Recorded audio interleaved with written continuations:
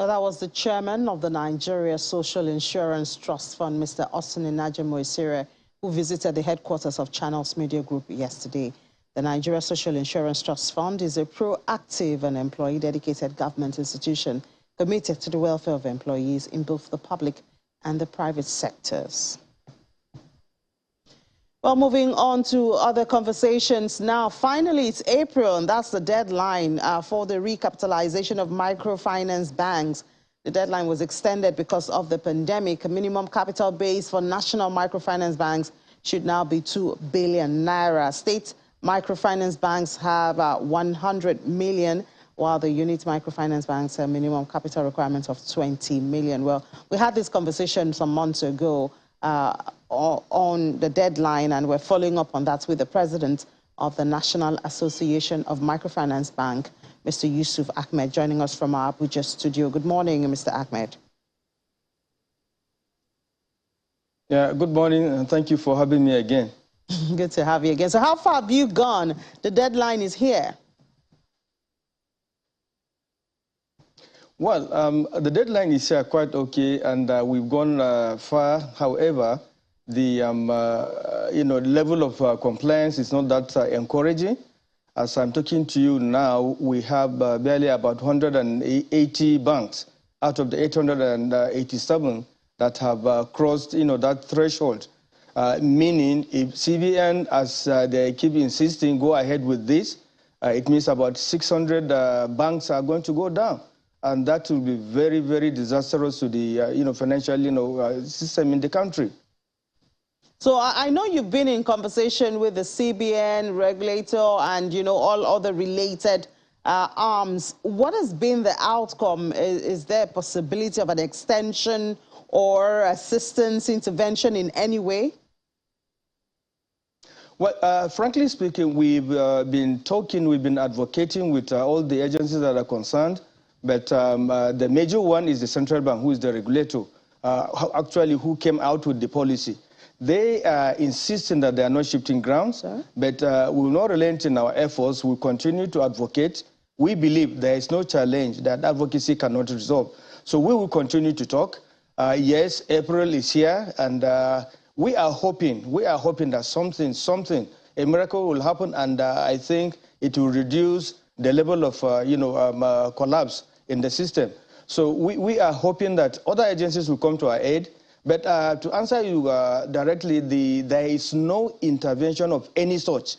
We are not expecting any intervention. There has never been any intervention for the microfinance banks. These monies they're asking us to inject into the system are coming from private purses. Nothing coming from the government, no support of any nature. So that is a Herculean task, but we will continue to struggle. Definitely, no matter what extension we're giving, some banks are definitely going to go down, but we will continue to do what we can do, and we are still encouraging our members to do whatever they can. Let them continue to inject, little by little until we get there. But April is here, and like I just shown out the figures, about 600 and something banks are going to go down. That will be terribly, terribly bad for the system. Talked about the issue. Even the CBN also said, what about mergers and acquisition for this 600? I mean, even if the 600 merged to a smaller number. You see, people keep talking about theory. That's just theory, okay? Now, this number that I've given you, the 187 that have crossed, the bar, all these options of mergers, acquisitions, reinjecting additional capital, straight buyouts, acquisitions and things like that, they came to play before we even arrived at that 187.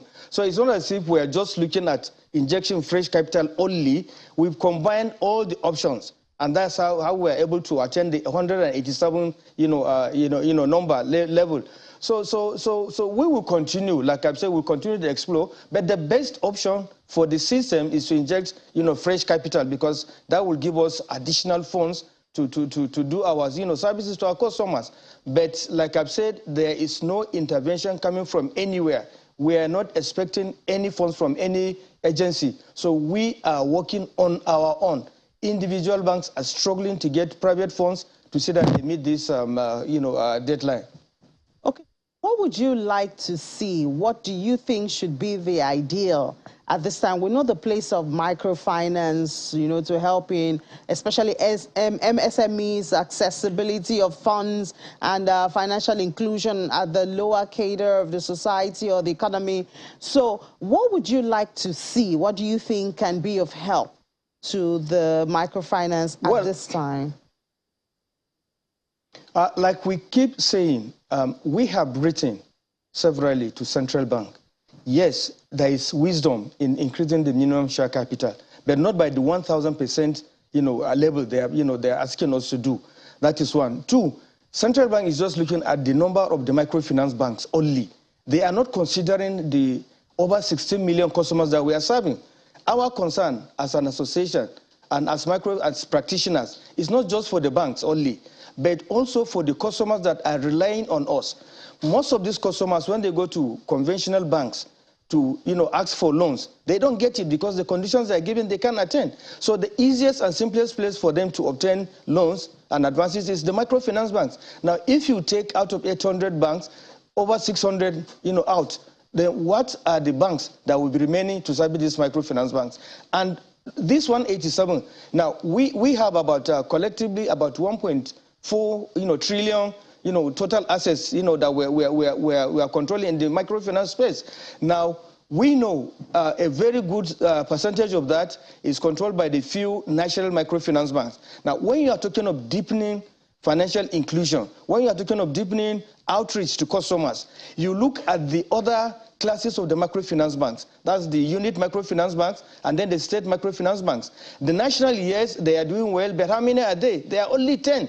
And they are only 9 right now. So we are talking about out of 800 and something, only 9 are national, and they're controlling the bigger size of the market. But deepening inclusion, financial inclusion, and reaching out to the customers is done by the by the unit, microfinance banks and the states who are closest to the grassroots.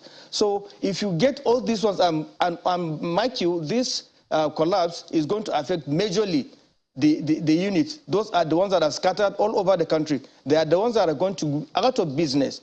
So we have said that to central bank. We have proposed, yes, let's go ahead with the recapitalization. Let's inject some additional funds, but not the 1,000%. We are saying for the 2 tiers of the unit, that's the rural unit, which was 20 million and was raised to 50 million. We say, look, make this one 35 million.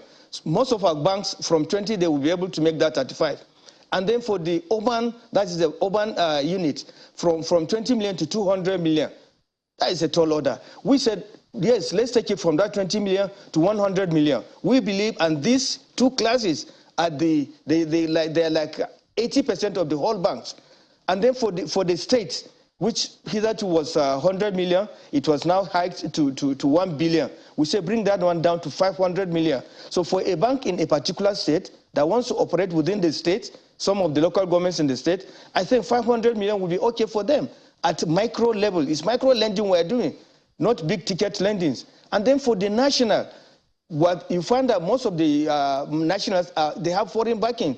And so injecting additional capital might not be a major problem for them. But however, they are our members. And we believe 5 billion, from 2 billion to 5 billion, we think is very, very high.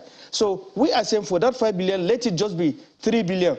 At least let's do this for now. Let's watch out and see, is there going to be any impact with what we are proposing? If there is no impact, nothing says the central bank cannot reconsider and then, do additional, increase in the minimum share capital. But at a go, to do 1,000% increase, I think it's not realizable at all, and it is going to affect the financial system negatively. And don't forget, these 187 that we are telling you that have crossed the bar. Once they are there, by the time the 600 go down and they are closed, there is going to be serious effect on this existing one, the surviving ones. Most of them will have run. Customers will run, from them. And then before you know it, some of them also, will naturally also go down. So let's look at the wider picture. Let's look at the effect, not on the banks only, not on the banks, on the customers, on the staff, right now we have over 74,000 workforce in microfinance bank. By the time over 600 banks go down, how many are going to remain? Let's look at the employment also.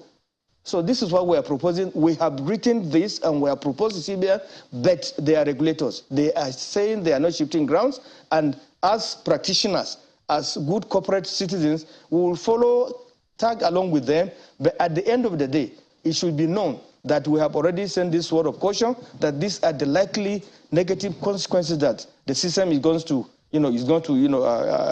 experience.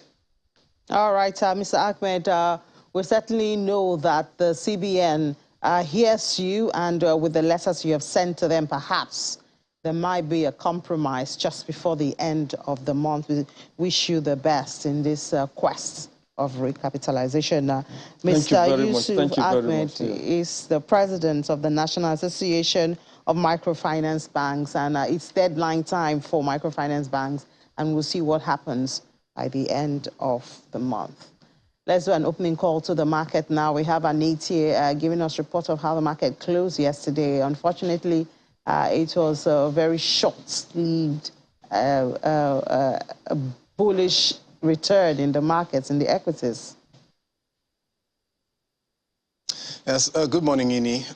Midweek trading at the NGX, of course, the market went back into the red, and that's because of sell pressure from 18 stocks, in particular the shares of GTCO, as well as NGX Group, Zenith Bank, Owando International Breweries, and Nigerian Breweries. So, but of course, the what we gained on Tuesday was more than 48 billion naira, and then what we lost due to the sell pressure was just about 6.04 billion naira. So this is what it translates to when you look at the all-share index, just a mild 0.02% drop, and then, like I mentioned, 6.04 billion naira loss in market value. So, but of course, it's not all about that. The market is in the red, because month to date, when you look at from April down to Friday, April, starting the first day we started April, and at the close of Wednesday's trading session,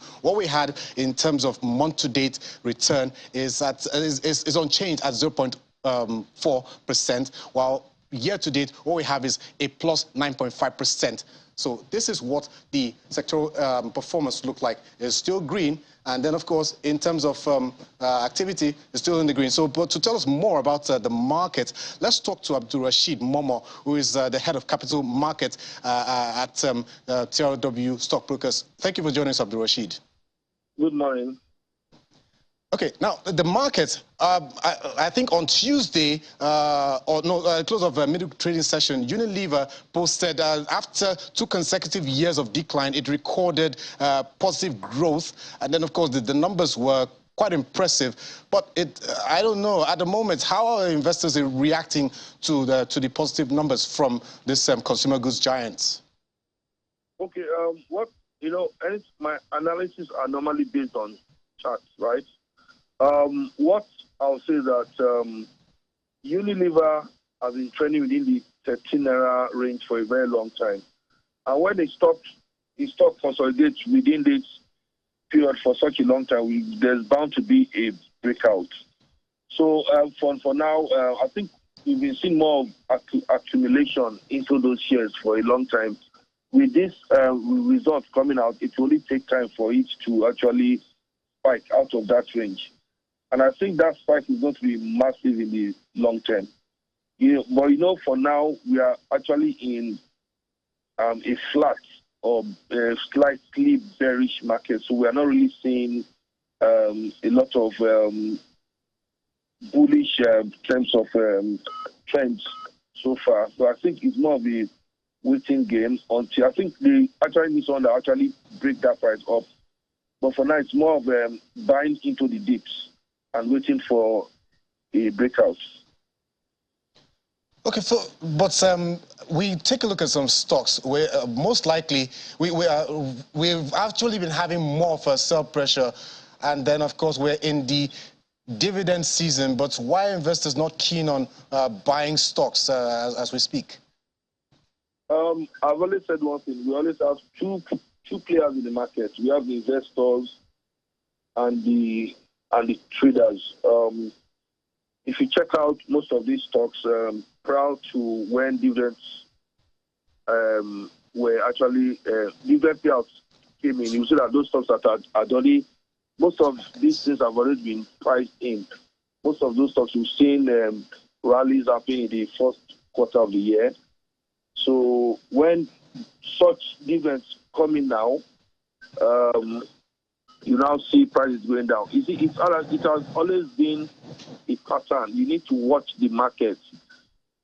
For me, for now, it's a win-win situation in terms of the people that bought low, which are the traders. They sold high. They sold to the investors. Investors are getting value for what they have. So what's going to be the next is that possibly the traders will be waiting for prices to correct more to the downside. It has always been a trend, it's a cycle. When dividends are announced, you don't see much. We don't see much trends. We don't see more of these markets going up. You know, because the last time I said when they announced, like example, Zenith, I said until Zenith hits about 28 naira before we know that there's actually a clear breakout.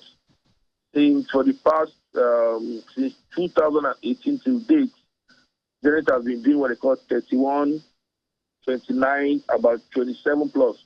So until markets break out from those levels, nothing's going to happen for now. This current correction that we're seeing now to the downside, we expect to see some slight more trend to the downside. What I'm saying is that for us to get a good bull rally, corrections are bound to happen. People should not be scared, but corrections are bound to happen. Prices don't go up all the time. There must be downsides and upsides at any point in time. Okay. So thank you for that analysis, Abdul Rashid. And then, of course, as usual, we keep our eyes on the market. So that was Abdul Rashid Momo, the head of capital market at TRW Stockbrokers. So now we move over to the smaller unlisted securities market. It's still maintaining that uptrend for a third consecutive session. At the close of midweek trading session, it was up by 0.47%, the same margin for its market cap. But in terms of total value of transactions and the volume, as well as the number of deals, they were down. The fixed income market is still quiet there. We're still expecting the market to make some rebound due to investors' actions. So that's it for the markets. All right, thank you so much, Anita. Thanks for taking us through the markets. But we'll take a break now. When we come back, we'll do an opening call to London. Do stay with us. This is Business Morning on Channels Television.